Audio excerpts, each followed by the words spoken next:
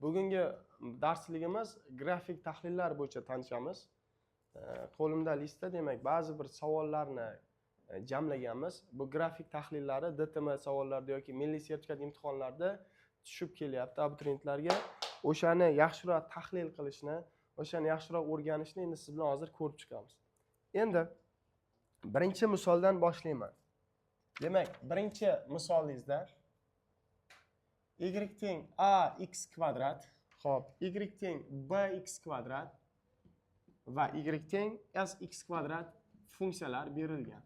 Va ushbu funksiyalarning sizga grafigi tasvirlangan. Endi ushbu grafik tasvirlanganga ko'ra biz endi uning qaysi bir funksiyaga tegishli ekanligini topishimiz kerak. Aynan mana buni sal teparoqdan chizaylik.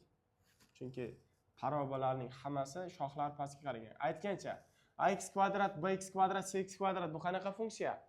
Kvadrat funksiya, parabola. Va endi hozir buni aynan biz kitob mana bu testda berilgan savolni chizaman. Keyin umumiy xulosa qilamiz. Ya'ni bir nechta holat uchun xulosa qilamiz.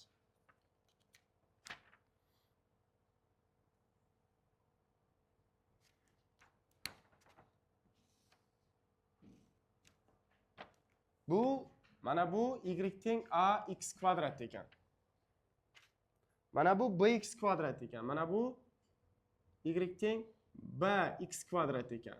Mana bu esa y teng sx kvadratning grafik ekan. Savol bergan. Quyidagi berilgan grafik a, b, s larning munosabati qanday shaklda deganda, to'rtta variantda a, b, s ni tengsizlik shaklda bergan. Ya'ni a katta, b katta, s katta yoki aksincha degan tengsizlik sharti bergan.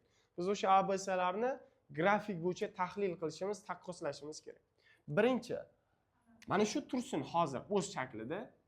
Endi biz buni musbat holat bo'lganida qanday bo'ladi? Musbat holatini chizaylik birinchi. Ya'ni ikkita farqini bittada tushunamiz.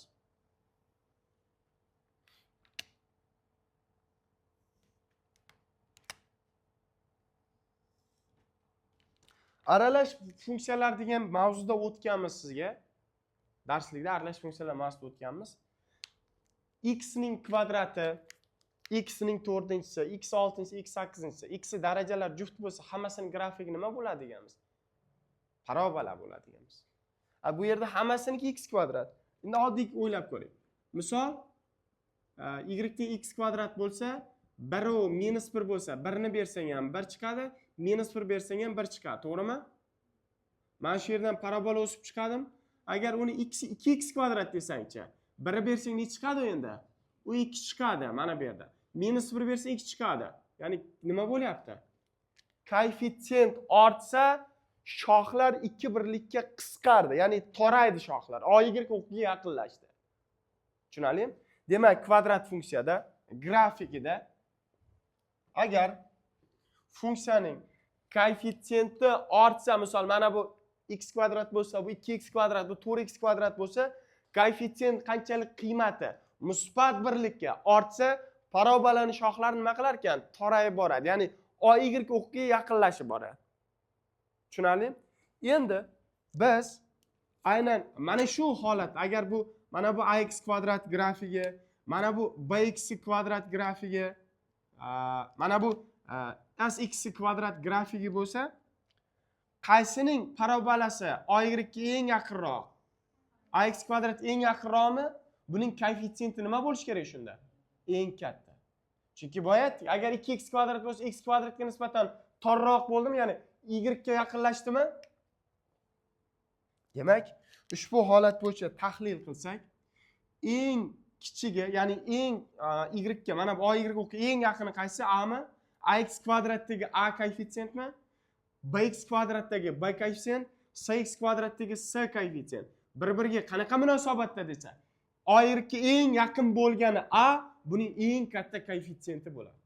Chunki eng yaqini bu eng kichigi va uning koeffitsiyenti ortgan sari y ga yaqinlashadi. Eng uzog'icha c, u eng nimasi bo'ladi? Eng kichigi. Demak, agar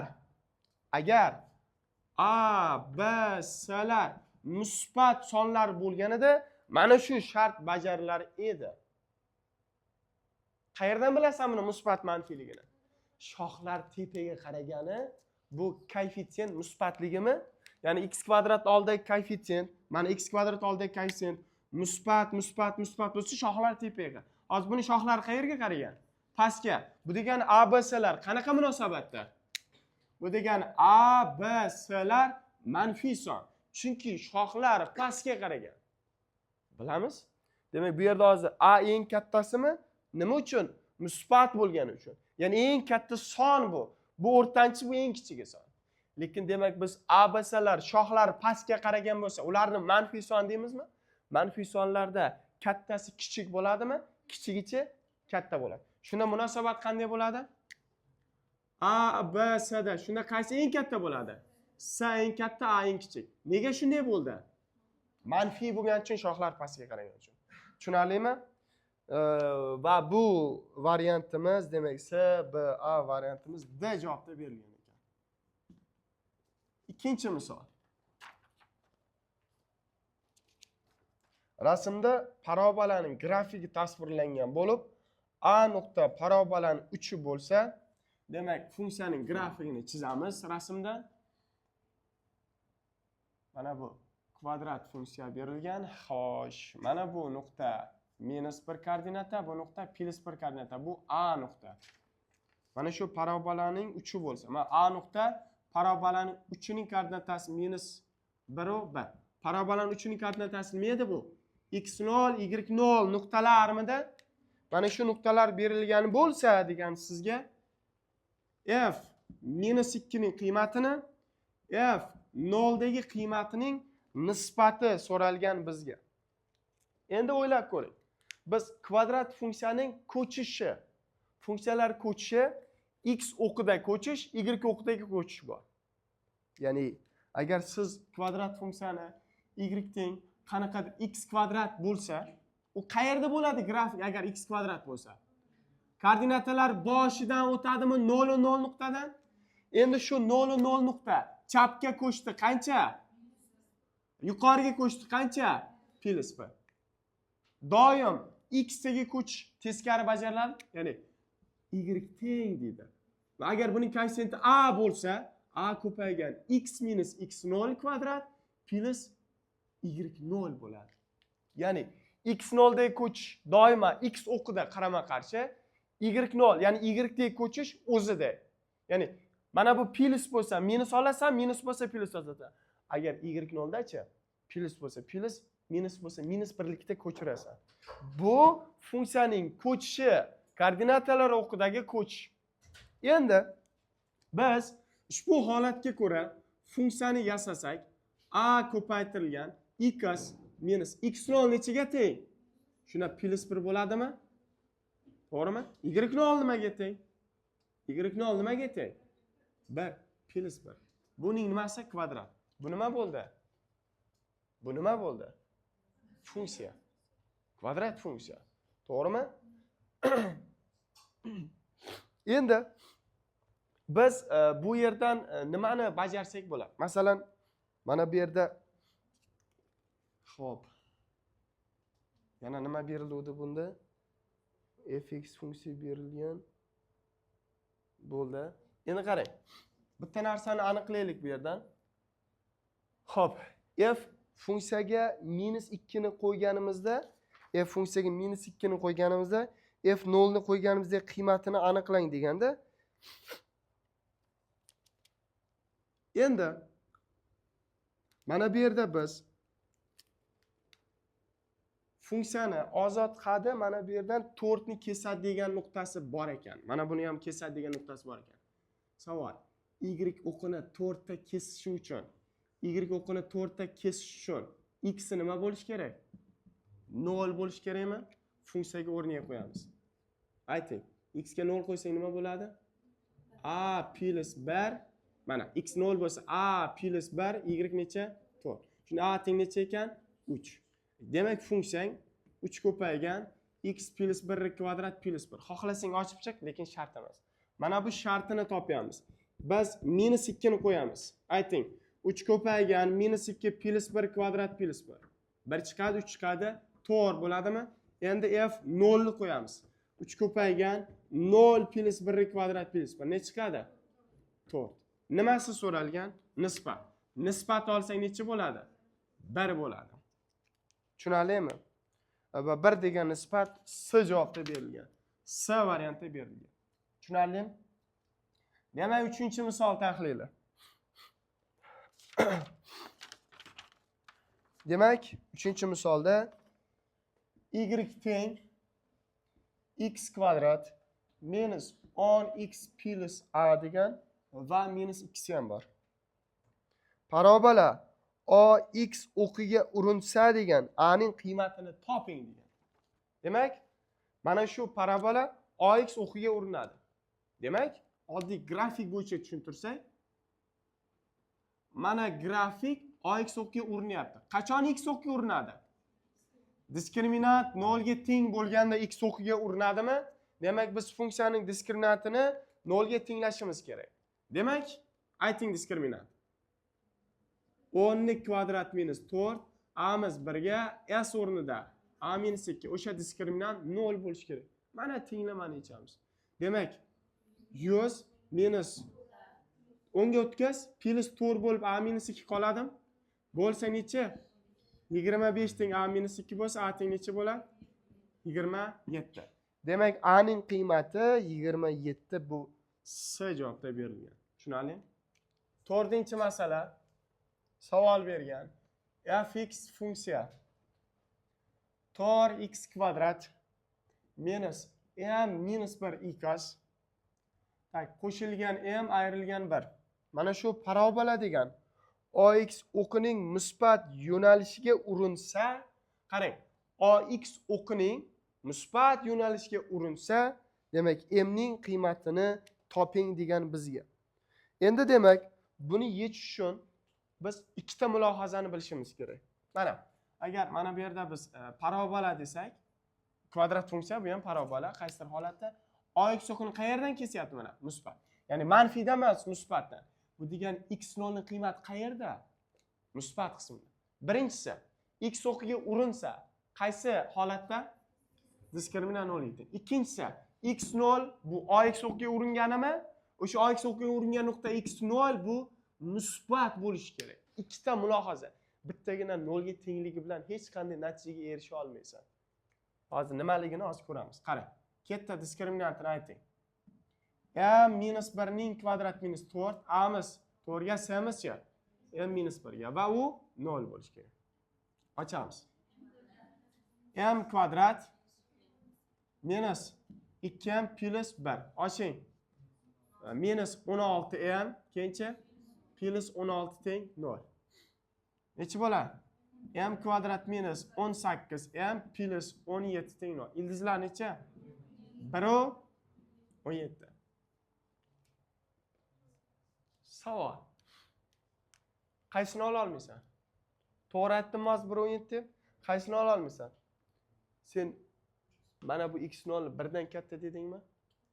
Ikkovi ham uzr 0 dan katta dedingmi? Ikkovini ham olasan. Lekin, lekini bor. Qarang, x0 ni 0 dan katta bo'lgan holatini bitta tekshirib ko'ring. Siz hozir m ni 1 17 desa, bu 0 dan katta 1 17 emas, bu m u x0 u. Hech qanday bir-biriga bog'liq narsa emas. Ya'ni sen x0 ni top. x0 minus 1 taqsim 2 mi? x0 b o'rnida nima bor? M minus 1 taqsim 2a miz 4 ga teng. Uni 0 dan katta desang, m 1 dan katta bo'lish kerakmi? Ana endi ayt. Demak 1 olinmaydi, 17 olinadi. Tushundingmi? Ya'ni mana bu shartni yozmasang, mabodo javobda ikkovi ham berilgan variant bo'lsa, katta ehtimol shuni olib ketasan. Aslida bizga shart muhim. Tushunarli? Xo'p, 5-savol. Qarang. Rasmda yuqori nuqtasida T nuqta bo'lgan parabola tasvirlangan bo'lib, agar A, B, T, A to'g'ri to'rtburchak bo'lsa, uni yuzini toping. Demak, men grafik chizishimga majburman.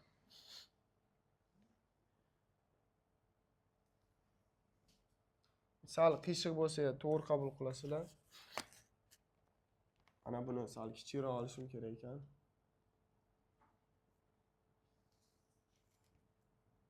markaz kesib o'tish kerak-da.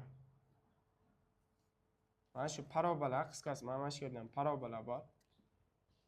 Endi mana shu yerda kesishganda qanaqadir to'rtburchak hosil bo'ladi. Mana shu yerda to'rtburchak hosil bo'lyapti. Mana shu to'rtburchak, mana shu yerdan kesib o'tayotgan to'rtburchak hosil bo'lyapti. Sizdan mana shu to'rtburchak yuzini so'ragan. Mana shu to'rtburchak yuzini so'ragan. Mana bu parabolaning bir qismi. Endi mana bu xo'p A nuqta, mana bu T nuqta, mana bu bilamiz koordinatalar boshi, bu qaysi edi? B nuqta. Endi savol bergan rasmda yuqori nuqtasida degan T nuqta bo'lgan parabola tasvirlangan bo'lsa, sizdan S O B T A to'rtburchak yuzini top. Endi ba'zi bir nuqtalar aniq bizda. Demak, 1da -5 degan nuqta aniq bizda. Demak, mana bu yerdan chizim, mana bu onni bu yoqdan olaylik. 1da -1da tak, mana bu yerdan -5 ni kesadi degan nuqtasi aniq. Keyin mana bu yerdan 4 birlik masofada degan bo'ladi bizga mana shuni o'zi. Biz shu to'rtburchak yuzini topish uchun qanday qiymatdan foydalanamiz? Birinchisi, bu 0 nuqta, 0 dan 4 gacha 4 birlikmi? Bu uning qayerda? O'rtasida. Shunda mana bu b necha ekan aslida? 2 ekan. To'g'rimi? Endi savol. Mana shu kvadrat funksiyada endi yana nimani aytgan? Xo'p. Bo'ldi, boshqa narsani aytmagan. Biz birinchi kvadrat funksiyani o'zini yasab olishimiz kerak. Kvadrat funksiya y teng boyagi ko'chish bo'yicha a ko'paytirilgan x minus x0 ning kvadrat plus y0 deylik. Chunki qanaqadir y birlikka ko'chgan-ku. Endi mana bu nuqta parabolaning ox o'qini kesuvchilarimi? Ox o'qini kesuvchi x1 va x2 nuqtalarmida o'sha birinchisi y 0 bo'lganda x ni to'g'rimi? Demak, to'g'ri 0 nuqtada. Ikkinchisi qayerda kesdi? 0 0 nuqtada va uchinchisi -1 degan nuqtada 5 kesyapti. Bu ham funksiyaning koordinatasi. Tushunalingmi? Funksiyaning kesuvchi koordinatasi -1 -5. Shu nuqtalar orqali funksiyani o'zini yasab olamiz. Tepada yozaman. Demak, birinchi tenglama. A ko'paytirilgan x o'rniga 4 qo'y. 4 minus x0 ning kvadrati tak plus y 0 teng natija 0 ga. Ikkinchi tenglamang. Mana bu 0 0 nuqta. A ko'paygan 0 minus x0 ning kvadrat plus y0 u 0 ga teng bo'lishi kerak. Uchinchi nuqta -1 5. Demak, A ko'paygan -1 minus x0 ning kvadrat plus y0 necha bo'ladi? -5. 3 ta tenglamani yechishing kerak. Nechta noma'lum bor? 3 ta noma'lum bor. A bor, x0 bor, y0 bor. x0 x0 2 edi. Nega? Mana bu yerdan kesuvchisining o'rtasida edik-ku. Da, mana bu yerdan x0 2 edi. x0 o'rniga 2 ni qo'yamiz. A shunday ko'paygan necha bo'ladi? 2 ni qo'ysak. 2 ning kvadrati 4 plus y0 0 ga tak. Bunda a ko'paygan 2 ning kvadrati y0 endi o'zi buni yozib ham bo'ldik. Mana bu 2 ni qo'ysak necha bo'ladi? 3 ning kvadrati plus y0 minus 5. O'zi yuqoridagi 2 ni ayirib olsak, bitta narsaga keladi. Mana bu 2 ni yechaylik, mana bu 2 ni yechaylik. Ayirib olsang nima bo'ladi? -5 a teng 5. A teng necha ekan? -1. O'rniga qo'y. -4 plus y0 teng 0 bo'lsa, y0 necha bo'ladi? 4 ga teng. Ya'ni sen funksiyani yasadik. Funksiyaning umumiy ko'rinishi a ne chiqdi? -x minus x0 2 ning kvadrati. Faqat bitta joy bor. Plus 2 bo'lganda -2 olyapsan. Chunki qarama-qarshi. Chunki mana formulani o'zini ham yozdik-ku. X minus x0. y0 ne chiqdi? Plus 4. Mana funksiya. Mana bu funksiyang sening realniy ko'rinishi. Endi savol.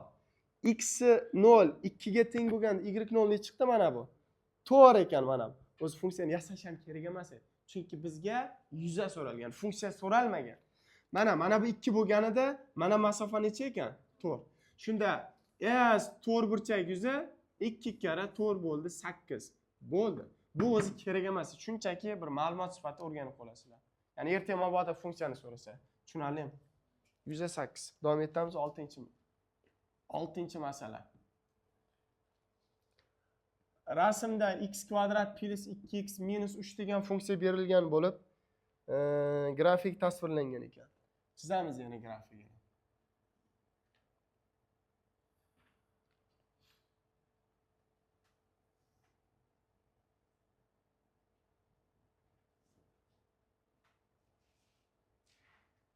Endi xo'p, shular orqali tutashtirildi uchburchak qanaqadir.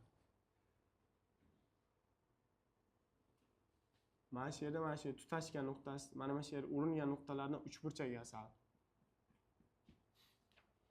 Va savol bergan. Xo'p, grafikda tasvirlangan bo'lsa, sizdan ushbu A, B, C, mana A, B, C nuqtalar.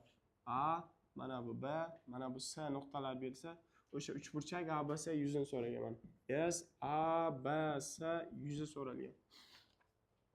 Endi biz buni yuzini topish uchun ikkita ma'lumot yetarli bizga. Birinchisi, mana bu AX o'qini kesgan nuqtalar. Ikkinchisi, funksiya Y o'qini kesgani nima edi u? Ozod hadimida shuni ichini kesyapti. -3. Bo'ldi, shu bitta ma'lumot tayyor. Ikkinchisi, X o'qini kesgan nuqtalarni topish uchun uni 0 deb tenglama qilib yechish kerakmi? Tenglamani yechsang necha bo'ladi? -3 B. Demak, mana bu yeri 1 ekan, mana bu yeri -3 ekan. Jami asosi nechiga teng bo'ladi? 4 birlik. Mana bu 0 dan 3 gacha 3 birlik masofami? Uchburchakning bu balandligi bo'la oladimi? Uchburchakning balandligini asosiga ko'paytirsang yuzami? Demak, bo'ldi, 3 ko'paytirilgan 4 taqsim 2 necha bo'ladi? Tushunarlimi? 7-misol qarang.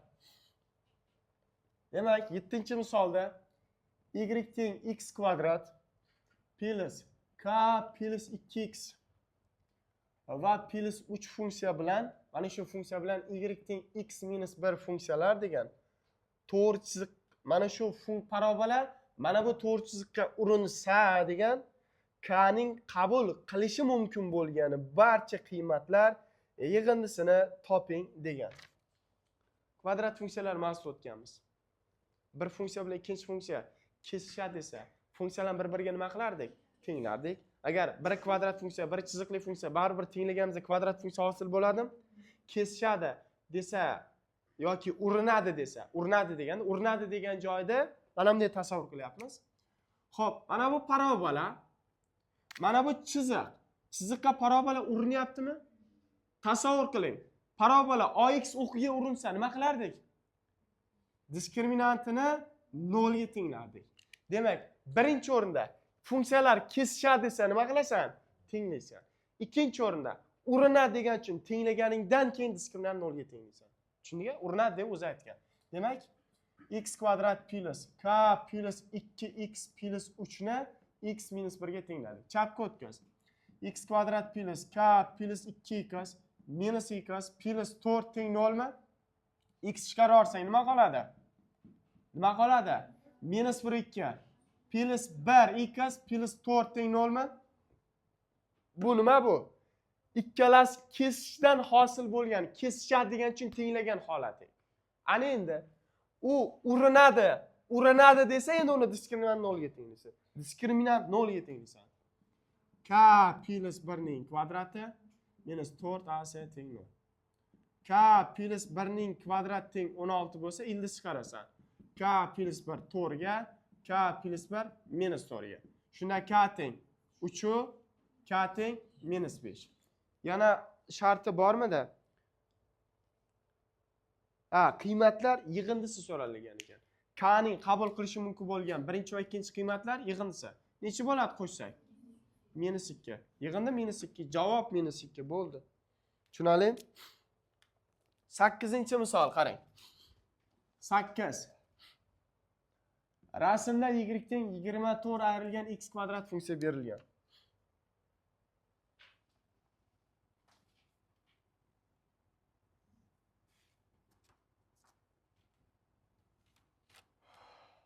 Bu yana parabola.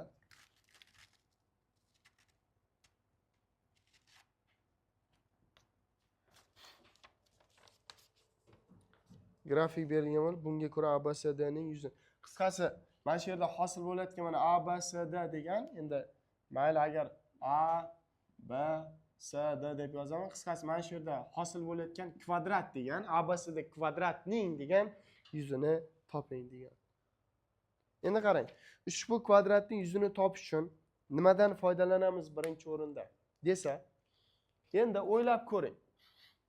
Biz mana bu yerdan tomonlarni A deb belgilab olsak, ya'ni kvadratning tomonlarini A deb belgilab olsak, mana bu 0 koordinatadan shu yergacha qanaqadir masofa. U qanaqadir A masofa desak, mana shuni A masofa desak, ya'ni A nuqta desak. Tushunyapsizmi? Mana buni A nuqta desak, ya'ni 2 yo 3 yoki 4 degan nuqta bu. Savol: shu nuqtada funksiya qanaqa qiymat qabul qil desa, nima qilasan? Qarang, qaytaraman. Sen mana shu yerda bitta A degan nuqtani belgilading. A degan koordinata bu. Xohlasang boshqa harf yozib qo'y. A degan koordinata bu. Shu misol mana shu yerdan bitta 2 degan nuqtani belgilading x dan. Shu x 2 dagi qiymati y dagi nechiga teng desa, funksiyaga o'sha x ga 2 ni qo'ysang y kelib chiqadimi?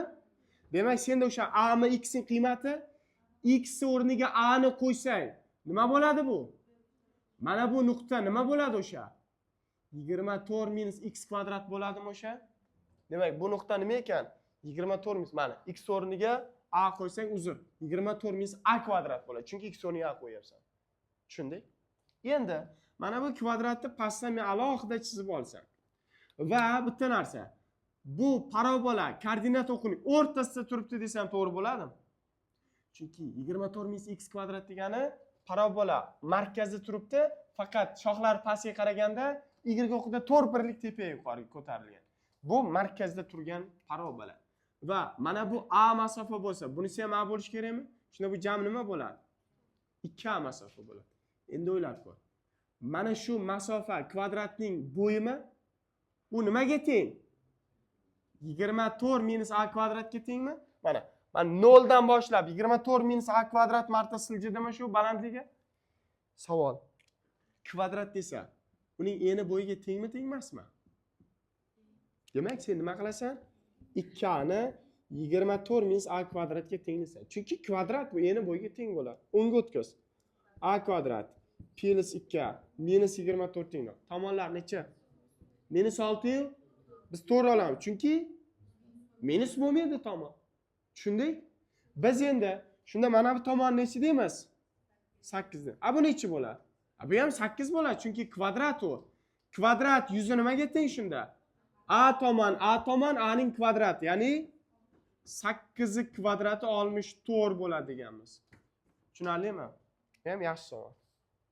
Davom ettiramiz. Demak, 8 bo'lsa, endi bu tomonga o'tarkanmiz 9 ga.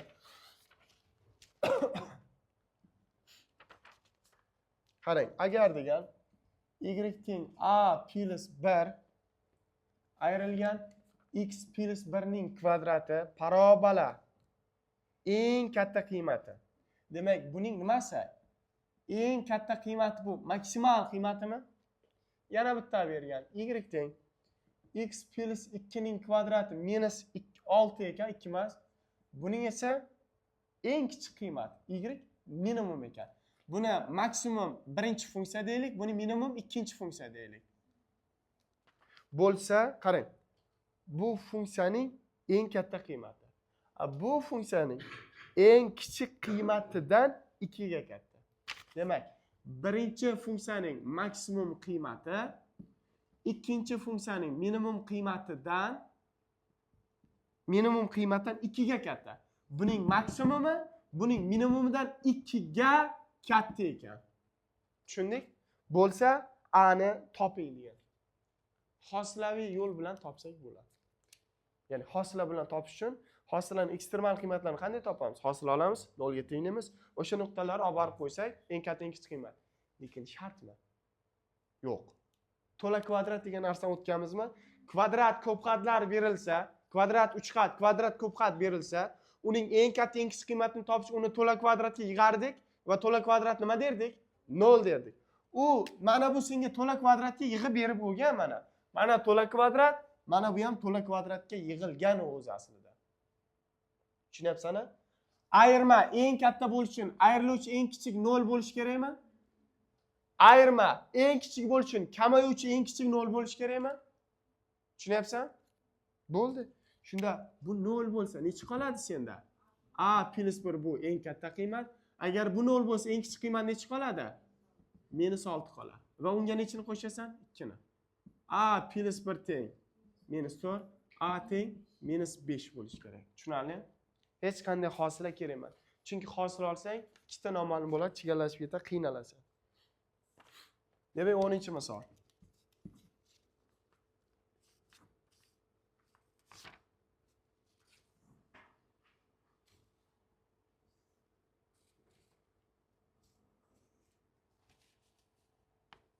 Mana shu parabola.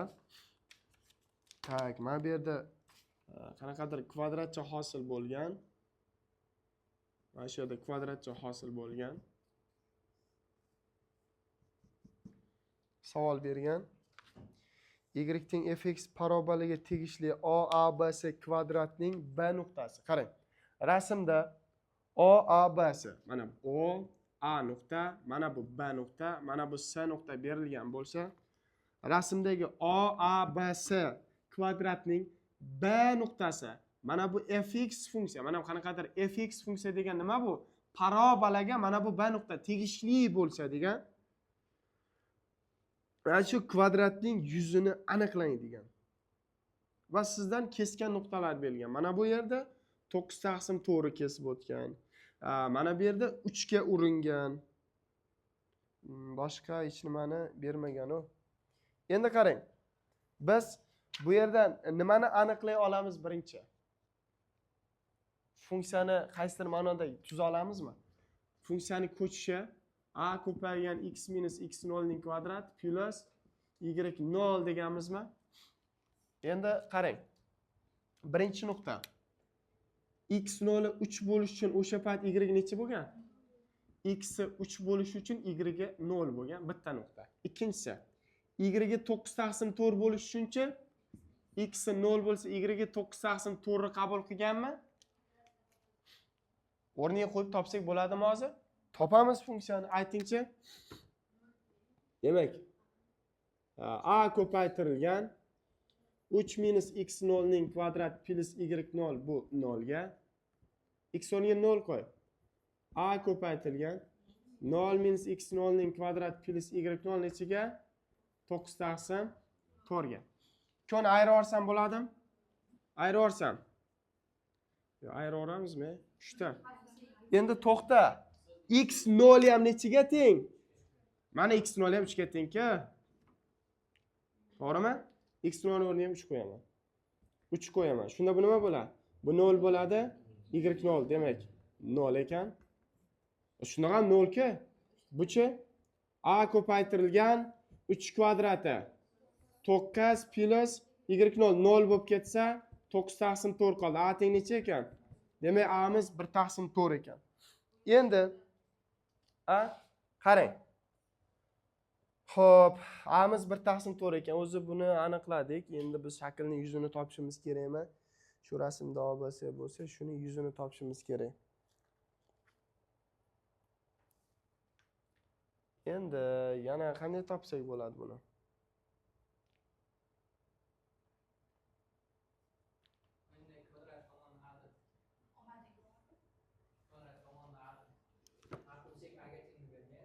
Mana bu nima?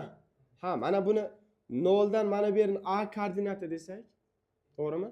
Mana a koordinatidagi funksiyani qiymati nimaga teng?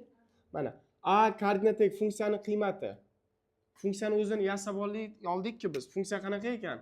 Y teng a'miz 1/4 x minus x0 necha bo'ldi? 3 ning kvadrati bo'ldimi? Mana shu funksiya. Demak, a ga, ya'ni biz x ga a qo'ysak, shunda uning y dagi qiymati nechaga teng bo'ladi? A minus 3/2 ning kvadrat taqsim 4 bo'ladi. Bu kvadratning bo'yi, bu kvadratning nimasi? Eni. Va tepadan yozaman. Shunda kvadrat eni bo'yiga nima bo'lish kerak? teng a minus 3 kvadrat taqsim 4. Bu mana bu bo'yning uzunligi eni qancha? A chunki kvadrat u. Proporsiya qil. A kvadrat minus 6a plus 9 teng 4a chapga o'tkiz. A kvadrat minus 10a plus 9 teng 0 gami? Shunda a teng necha bo'ladi?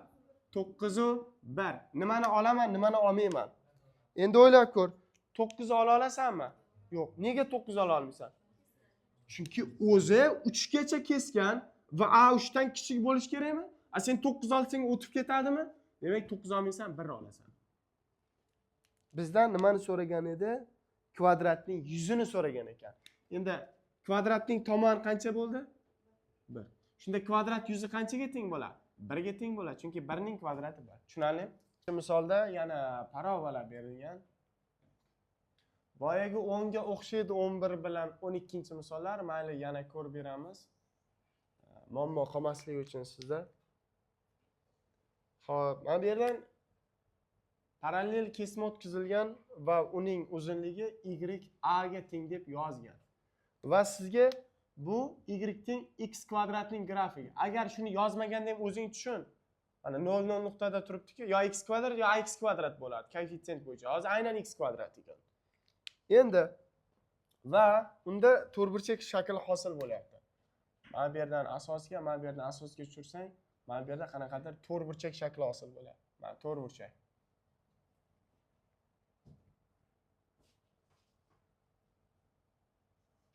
Endi bizdan aytgan quyidagi rasmda berilgan A, B, S da ekan. Mana bu A, mana bu B, mana bu keskani S, mana bu keskan D. Demak, to'rtburchakning yuzi 54 bo'lsa, ushbu to'rtburchak A, B, S, D ning yuzi 54 ga teng bo'lsa degan, A ning qiymatini toping degan bizga. Endi o'ylang. Biz mana bu yerdan qanaqadir yana boyagidek nuqta tanlasak, uni x kvadrat o'rniga qo'ysak, uni qiymati nechiga teng bo'lyapti? A midi? B. Mana bu A ga teng ekan. Mana shu chiziq A ekan aslida. X kvadratga nimani qo'ysak A chiqadi? Ildizdanimi? Tushunyapsanmi? Mana A, mana bu yerda sen x kvadratga nimanidir qo'yding o'rniga. U y dagi qiymati A chiqishi kerak. Shunda x ildizda A ekan. Plus minus ildizda bo'ladi. Shunda mana bu tomon nima bo'ladi? Minus ildizda bo'ladi. Bo'ldi, tamom, misol yechildi. Asos jami qanchaga teng? Ikkita ildizda uzunligi. Balandlik A ga teng. Yuzi qanday topiladi? Eni bo'yi ko'paytmas 54. Bo'lib orasan ildizga kirtsang, ildiz osti A ning kubi 27. Kub ildiz chiqarib olsang, ildiz A 3 ga, demak A 9 ga teng. Tushunarli? Demak 12. Boyagi 10-misolning biroz boshqacharoq. Mayli, chizamiz.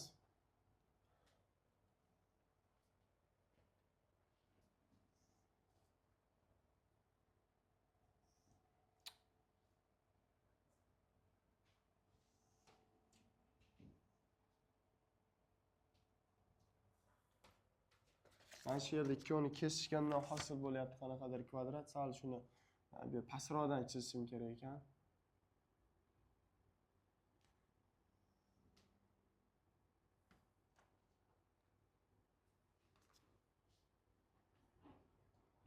Parabola. Tepaga qarab ketyapti, parabola qanaqadir. Mana qarang. Tak, mana bu yerdan qanaqadir kesishdan hosil bo'lyapti, qanaqadir yana kvadratmi, to'rtburchakmi. Demak, A, B, S, D yana. A, B, S, D. Yo'q, O bo'ladi, bu D emas. O deb belgilaylik. Bu mana bu funksiyaning holatini bergan, demak, y teng x minus 4 kvadrat taqsim 2 degan bu funksiyamiz. Bunisi esa y teng 2 ko'paytirilgan, demak x plus 1 ning kvadrati degan. Mana ikkita funksiyani bergan sizga. Endi Quyidagi rasmda A, B, C to'g'ri to'rtburchakning yuzini toping degan. Endi qarang. Savol. Buni ham qanday yechamiz? Boyaga o'xshab ketadi. Birinchi o'rinda x0 nechiga teng? Mana funksiyani x0 nechiga teng? Boyatdiki y teng a ko'paygan, x minus x 0 plus y 0 dedikmi? O'sha x0 nechiga teng? Mana 4. x0 4. Bundachi? Bundachi? Minus 1. Bu bitta nuqtalar. Endi biz ushbu to'rtburchakning nimasini toping? To'rtburchakning yuzini toping degan ekan. Mana bu kesgan nuqtasini aytganmi? Yo'q ekan. Qaysi? OC tomon. Nega? Ha? Ha, mana bu funksiyami? Ha, bunda keladi. Men nariga qarayapman-da. To'g'ri. Mana bu yerdan kesgan nuqtasi bor-ku, mana bu yerda x ga 0 qo'ysang, y ga kesuvchi keladi, deyapti. X ga 0 qo'yasan. Shunda nima bo'ladi? 2, mana y teng 2 ko'paygan 1 bo'ladi, 2 bo'ladi. Demak, bu yerdan nechini kesadi? 2 ni kesadi. Endi savol. Mana shu 2 degan nuqta bu ikkinchi funksiyaga ham tegishlimi? Demak, sen mana bu yerda qanaqadir x degan qiymat qo'yapsan, ya'ni a degan qiymat qo'yapsan. Mana shu yerda a ni qo'yganingda ikkinchi funksiyaga u nechiga teng bo'lishi kerak? Chunki a dagi qiymat y uchun tegishli. Ya'ni bu va bu ikkalasi bir xilda nuqtani qabul qiladi. Chunki parallel bir-biriga teng bo'lgan nuqtalar. Demak, a minus 4 ning kvadrati taqsim 2. Demak, nechiga teng bo'ladi? 2 ga. Proporsiya qilsang, a minus 4 kvadrat 4 ildiz chiqarib olasan. A minus 4 plus 2 va minus 2. Demak, a teng necha bo'ladi? A teng necha bo'ladi? 2. Qaysini olasan? 6 ni ola olmaysan. Nega 6 ni ola olmaysan? Chunki 4 dan kichik bo'lishi kerak. 6 esa undan katta. Demak, faqat 2 ni olasan. Demak, bizga ushbu shaklning yuzini toping degan. Endi o'ylab ko'r. Mana bu uzunlik 2 ga teng ekan. Mana bu uzunlik 2 ga teng ekan. Mana asos 2 ga teng ekan. Uning balandligi ham 2 ga tengmi-da? Yuzi nima bo'ladi shunda? 2 2 4 bo'ladi. Tushundikmi?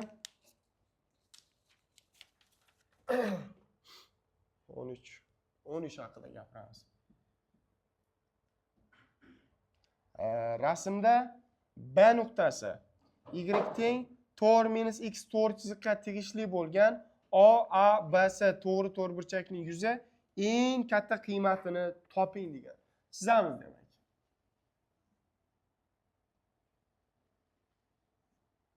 Mana bu y teng 4 minus x degan to'g'ri chiziq. Va mana bu yerda bizga qanaqadir to'g'ri to'rtburchak uringan. Mana bu yerda to'g'ri to'rtburchak uringan. Qanaqadir A, B, C degan. Bu A nuqta. Endi qarang, savolni yana qaytaramiz. Mana shu rasmda B nuqtasi degan y teng 4 minus x ga teng bo'lgan to'g'ri chiziqqa tegishli bo'lgan A, B, C to'g'ri to'rtburchak yuzining eng katta qiymatini so'ragan. Endi xuddi boyaga o'xshab, mana bu x dan qanaqadir A degan koordinatani tanladik. Endi nimaga qo'yapsan buni? 4 minus x ga. Shunda A ga, ya'ni x ga a ni qo'ysang, uning y ga qiymati ne chiqadi? 4 minus a. Demak, to'rtburchakning bu nimasi? Bo'yi a ga teng. Eni qanchaga teng shunda? Mana 4 minus a bo'lsa. Eni 4 minus a mi? To'rtburchak 100 a. Bo'yiga enini ko'paytirasan. A ko'paygan 4 minus a. Endi bu qiymatning yuzasining eng katta qiymatini so'rasa, bu funksiyaning ekstremal qiymatlari. Ekstremal qiymat topish uchun funksiyaning hosilasini 0 ga tenglaymiz. Ya'ni yuzani hosilasini 0 ga tenglaymiz. Xohlasang ochki nima bo'ladi? 4a minus a kvadrat. Endi hosil olgan nima bo'ladi? 4 minus 2a u 0 bo'lishi kerak. Shunda a nechi bo'ladi? A 2 bo'lishi kerak ekan. A ning 2 degan qiymatda yuzasi eng katta bo'ladi bizdan. Va savol bergan o'shandagi yuzani qiymatini top degan ekan. Ya'ni yuzani topsin kerak. A 2 bo'lganda yuzi eng katta bo'ladi. O'rniga 2 ni qo'yasan bo'ldi. 2 ko'paygan 4 minus 2 necha bo'ladi? Mana 2 4 ga teng bo'ladi. Tushunarlimi? 14. To'rtburchak prizma shaklidagi quti 8 sm to'rtburchak karton burchaklarda teng kvadratlarga tegishli. To'rtburchak prizma shaklidagi quti 8 sm to'rtburchak karton burchaklardan teng kvadratlari kesish orqali yasaldi. Demak, nima demoqchi? Sizda bitta to'rtburchak karton qog'ozingiz bor, ya'ni eni ham bo'yi ham 8 bo'lgan, mana o'zi yozib qo'ygan, mana 8 bo'lgan karton qog'oz bor. Va uni chizib ko'rsatgan. Mana bu yerdan 40 tik, mana bu yerdan 40 tik, bu yerdan 40 tik va mana bu yerdan 40 tik deb chizib ko'rsatgan. Va tasavvur qiling, mana shu yerlardan 40 tida uchini tepaga qayirdi va undan yasaldi, qanaqadir paralleliped yasaldi. Quti yasaldi, ya'ni to'rtburchak quti degan.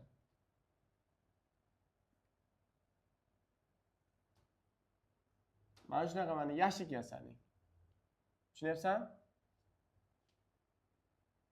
Savol bergan. Shunga ko'ra qutining maksimal hajmi qancha edi? Eng katta hajm. Yana qaytaraman. Nima haqida gap ketayotgan tushundingizlar? Mana shu qog'oz bo'lagini olib kelding. Mana shunaqa qog'oz bo'lagini olib kelding. Mana bu ikkita qulog'idan, mana bu 4 ta qulog'idan kesdingda, bu yonini tepaga qayirding. Mana bu yonni ham tepaga qayirding. Hamma yonini tepaga qayirdingda, mana bunaqa quti yasading, yashik yasading. Tushundingmi? Tepaga qayirilgan yashik yasading. Endi savol bergan senga. Qani edi? Eng katta hajmini toping. Tomoni 8 ga teng degan. Buni hajmini topishning o'zi biz eni bo'yi balandligini ko'paytiramiz. Qaysidir ma'noda eni bo'yi balandligini. Lekin bu hozir tomoni 8 ga teng bo'lgan kvadrat shaklidagi karton qog'oz. Endi o'ylab ko'ring. Deylik, men mana shu yerni kesayotgan qismini A deb belgilab olay. Shunda mana bu yerdan ham A ni kesgan bo'lamanmi?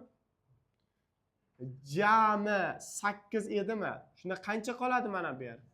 8 minus 2 qoladi. Chunki 2 ta kesildi. Shunda mana bu yeri ham jami 8 mida? Shunda mana bu yerdan ham A kesdim, bu yoqdan ham A kessam, mana bu yerda qancha qoladi? Yana 8 minus 2 qoladi. Tushundikmi? Va o'shani tepaga qayirdimmi? Shuni tepaga qayirganimda mana bu uzunlik qanchaga teng edi mana bu? Mana shu asosda qoldi, mana ikkita quloq tepaga qayirdi.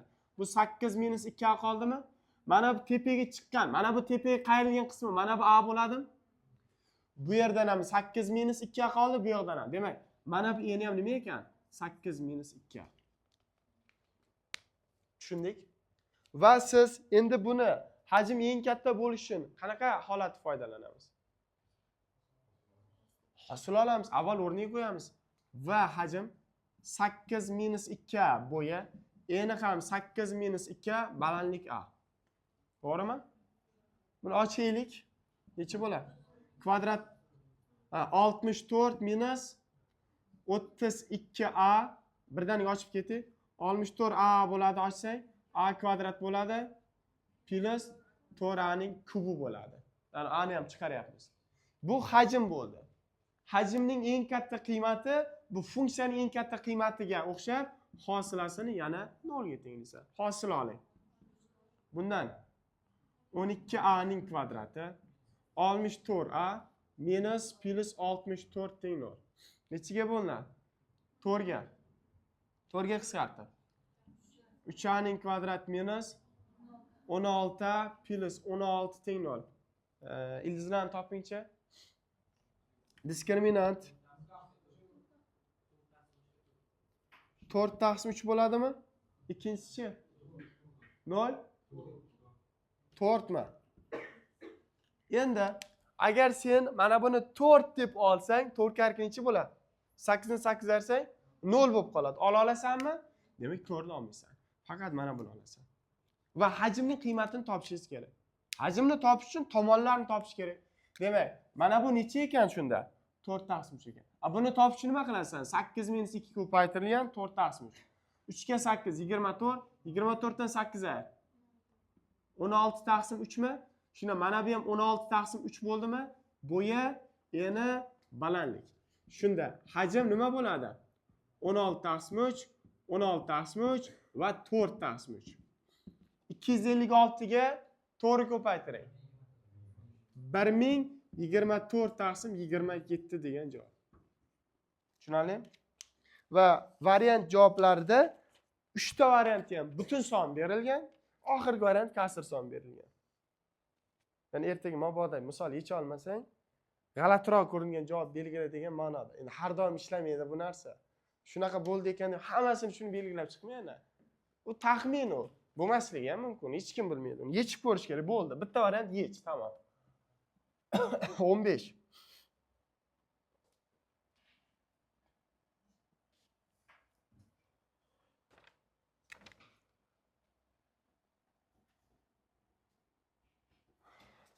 Qarang, demak y teng 9 taqsim x degan funksiya berilgan va aytgan, shu giperbolaning koordinatalar boshiga nisbatan eng yaqin nuqtasini toping degan. Shuni eng yaqin nuqtasini topishingiz kerak. Endi qarang, mana bu 9 taqsim x funksiya. Mana bu koordinatalar boshi bo'lsa, mana bu a nuqtani bergan senga. Mana shu a nuqta bo'lsa, mana shu masofani top, OA masofani top degan savol bergan senga. Mana shu OA eng yaqin nuqta bo'lsa, shuning uzunligini toping degan sizga savol. Hozir biz mana bu A nuqtaning koordinatasini qanaqadir 0 degan nuqta deb belgilab olsak bo'ladimi?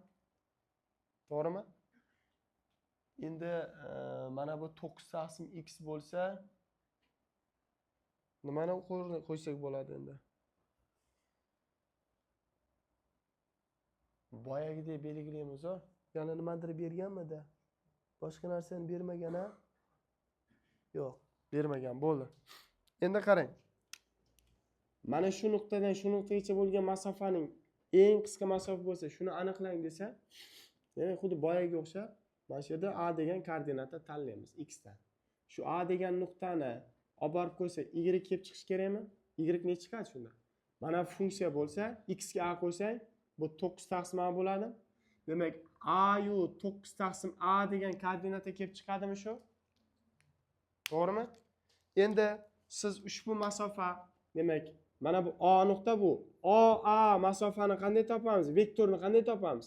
A dan O'ni ayirsang, A yu o'sha 9 taqsim A kelib chiqadi. Masofa. Masofani topishni nima qilasan? A kvadrat plus 9 taqsim A ning kvadrati.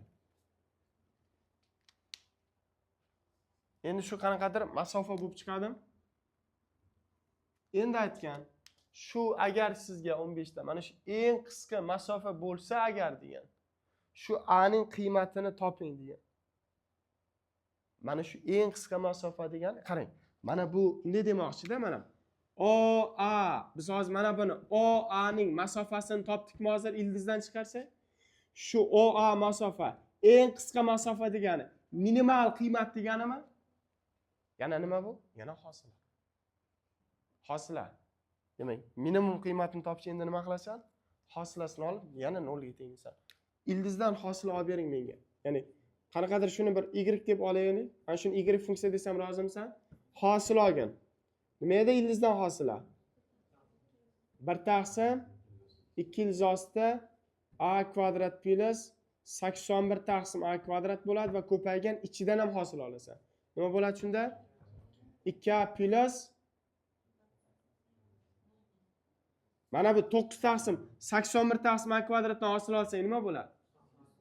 A 80 mana qarang. Tepadan yozaman. Bo'ldi, men sizlarni tushundim. Mana bu yerdan y. Mana y ildiz ostida a kvadrat plus 81 taqsim a kvadrat bo'ldimi? Shuning eng kichik qiymatini topish uchun hosil olishing kerak. Xohlasang sen mana buni a kvadrat 81 taqsim a kvadrat emas, 81 bunday qilaylik, qarang. Hosila ham shart emas ekan. Bitta boshqa usuldan foydalanamiz. Cauchy tengsizligiga ikkita sonning o'rta arifmetiga ularning o'rta geometrikdan katta bo'lishi, ularning ko'paytmasining eng kichik qiymati tengligidami? Demak, mana shu qiymatning eng kichik qiymatini topish uchun nima qilasan? Ildiz ostida 2 ni proporsiya qilasan. 2 ko'paygan ildiz ostida a kvadrat ko'paygan 81 taqsim a kvadrat. Bular hisob kelsa necha qoldi? 2 kara 9 18. Demak, eng kichik qiymati 18 ekan. Endi faqat to'xtang.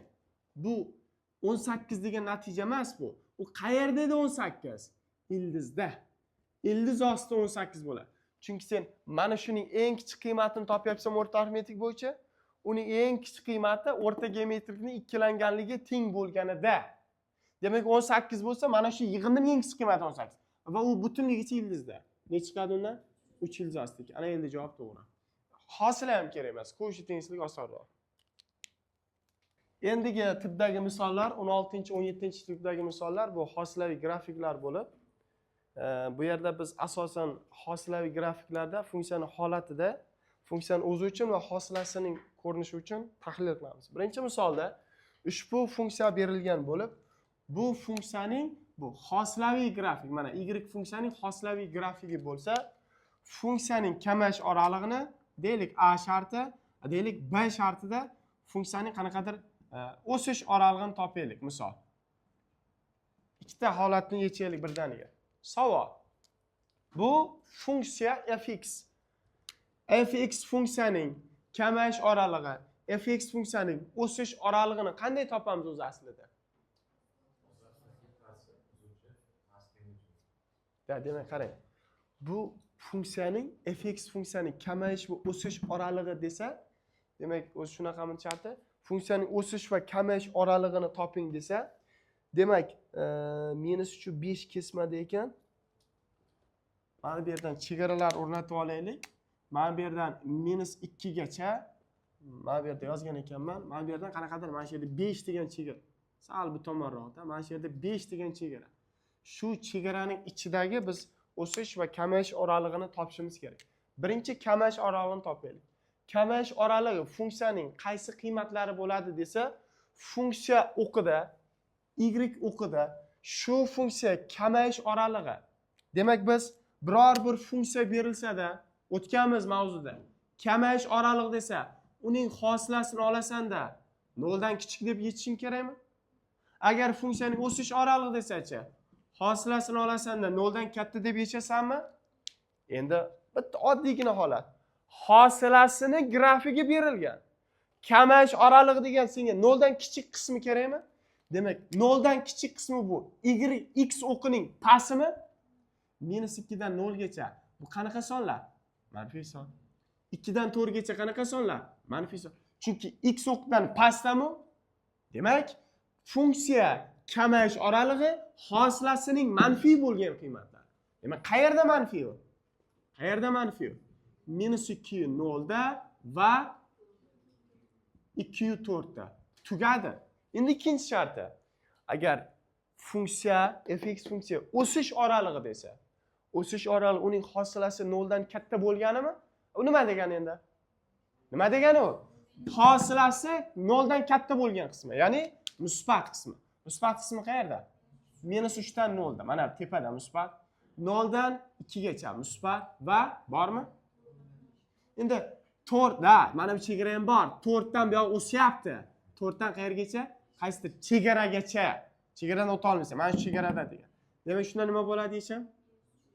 Demak, -3 -2 birlashma keyinchi 0,2 va 4,5. 4 ni o'zi emas. Mana bu devorgacha ham qiymatlar bor. Tushundingmi? Mana bu demak kamayish bu o'sish. Tushundikmi? Bu holatlar. Endi qarang, endi 16 dan keyin 17-misolga o'tamiz. 17-misolda demak -3 va 7 oraliqda bir funksiyaning hosilasining 0 dan katta bo'lish holati, ikkinchisi hosilasi 0 dan kichik bo'lgan holat. Demak, qarang. Birinchi o'rinda biz qanaqadir y ning fx funksiya berilsa-yu, ushbu funksiyaning hosilasini 0 dan katta degan shart qachon beramiz? Funksiyaning hosilasi 0 dan katta shartini qachon beramiz? Funksiyani o'suvchi degan holat uchunmi? Endi qarang, funksiyaning o'zining grafigi berilganda, bu o'suvchiligini aniqlash uchun hosilasi noldan katta deymiz. Grafik desa funksiyaning kichik qismidan katta qiymatga intilishi, ya'ni chizma bo'yicha. Endi qarang. Mana bu yerda -3 dan 1 gacha nima qilyapti u? Kamayaptimi? Ya'ni minimum qiymati bu. -1 dan boshlab 1 gacha nima qilyapti u endi? O'syapti. Demak, birinchisi -1 1 oraliq o'sish oraliq. Endi 1 dan 4 gacha nima qilyapti u yana? Kamayapti. 4 dan mana bu 7 gacha nima qilyapti u yana? O'syaptimi? Mana bu yerda ham o'syaptimi? O'sish oraliq keyingisi necha ekan? 4 dan 7 gacha bu o'sish oraliq. Ya'ni bu yerda funksiyaning grafikining o'sishiga qarab. Ikkinchi holat, bu A shart bo'ldi. Ikkinchi holat, agar bizda y teng fx funksiya berilsa va biz ushbu funksiyaning hosilasini qachon 0 dan kichik deb shart beramiz. Funksiya berilsa, uning hosilasi 0 dan kichik deb yechish sharti bu kamayish oralig'idami? Demak, endi sen kamayuvchi oraliqlarni belgilab chiq. Endi qara. Mana bu -3 dan 1 gacha u nima qilyapti? Kichirayapti misollar, kamayapti. Demak, -3 -1 bitta kamayish oralig'i. Endi 1 dan -1 dan 1 gacha o'sdimi? +1 dan 4 gacha nima qilyapti u? Yana kamayapti. Demak, birlashma necha? -1 dan 4 gacha. Bormi yana? Yo'q. Necha? Bu +1 edi. 1 dan 4 gacha, demak bu kamayish oraliq. Bu kamayish, bu o'sish oraliq. Tushunarlimi? Bu hosilaviy grafik tahlillari edi. Tugadi.